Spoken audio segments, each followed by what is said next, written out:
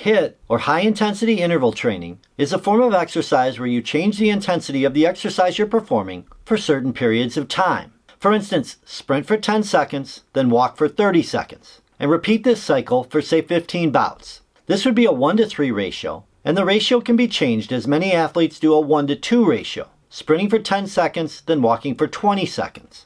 There's no set in stone way of doing HIIT, so you can do it to whatever suits your level of fitness. And keep in mind that intensity is much different depending on the fitness level of the individual, and intensity is usually based on heart rate, typically 80% of maximum heart rate.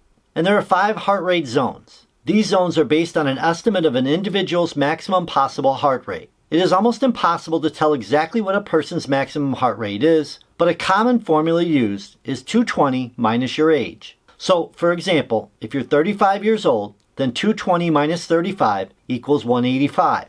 And that would be your estimated maximum heart rate. And here is a chart of maximum heart rates based on different ages. HIIT is based on Zone 4 or Zone 5 training, 80% or higher. So for the 35-year-old in the example, this would be 80% of 185, which is 148 beats per minute or higher. Here is a chart listing the 80% level for each of the ages in the previous chart. HIIT is mainly used in cardio exercise sessions, but can also be used in strength training routines as well, and I'll cover that more in depth in a minute. There are 2 major benefits of doing HIIT-style training sessions. It saves time, and it has health benefits.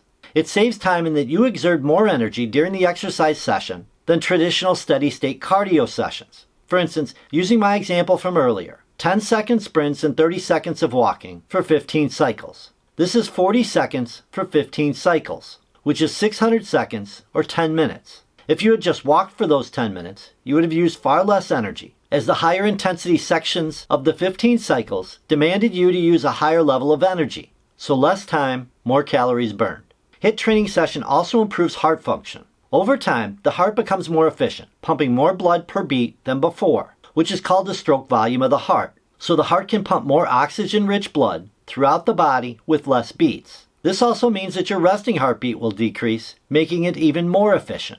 Many people will use HIIT training in cardio sessions, but a form of it can also be extremely beneficial in strength training routines. You may not fully reach the 80% threshold, but doing certain exercises will demand a much higher heartbeat.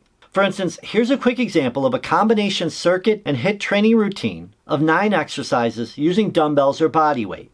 The first 3 exercises are front lunges with arm curls, second exercise is a lying chest press, and the third exercise is a squat to shoulder press. And you would go through these exercises 3 times in a circuit style. So 1, 2, 3, 1, 2, 3, and 1, 2, 3, not resting between the different exercises. The second set or circuit of exercises could be side-to-side hops, lying tricep extensions, and renegade row push-ups. Again, 3 times through the circuit, not resting between the exercises. And the third set or circuit of exercises could be step-ups with side raises, bent-over rows, and stationary lunges with a twist. In each of these circuits, the first and third exercises required full body, upper and lower body movements that are going to increase heartbeat quite a bit. And the middle exercise in the circuit will still increase heart rate from a resting level, but not as high as the other 2 exercises.